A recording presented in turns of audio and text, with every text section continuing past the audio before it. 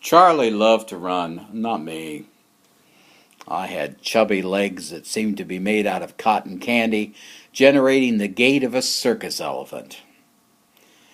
In one of the brief fits of verbosity that possessed his soul, Charlie once shared with me that running faster and faster made him feel that his feet were leaving the ground and he was soaring into the heavens to dance with the angels. Pretty articulate for a Midwest kid. I decided to go out for track and field more or less because I didn't have anything else to do. Since I could not run or jump, they asked me to try out on the shot put. I did. I was unimpressed, so I fell back into my acquired nature of quitting. But even though I departed the team, I found myself during study hall sitting at the table with these athletes, and when the monitor left the room, Randy spoke up and gave us a juicy piece of gossip. Randy was also a runner, but never quite as fast as Charlie. Randy explained that Charlie was a gypsy type. Now, I do not know what the origin of that phrase was in our community, but I knew that gypsy type meant that Charlie was, well, dangerous. The adults had other terms for Charlie's problem when they were alone and away from the children. Effeminate, queer, sodomite.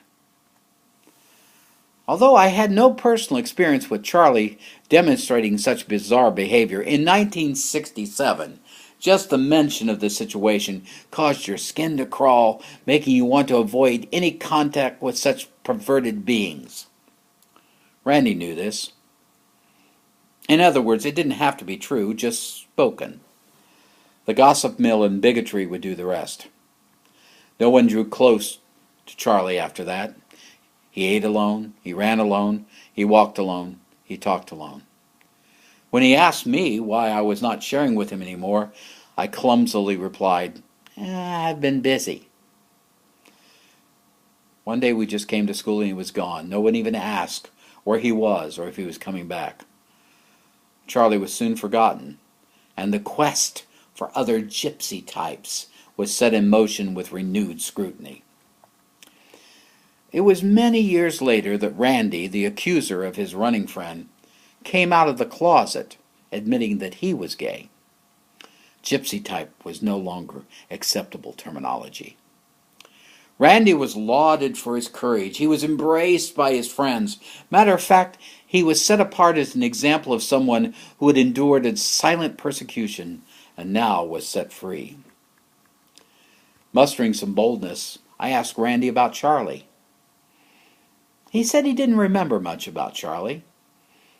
He paused and then added, "Oh, well, wasn't Charlie that good-looking kid that was really fast?"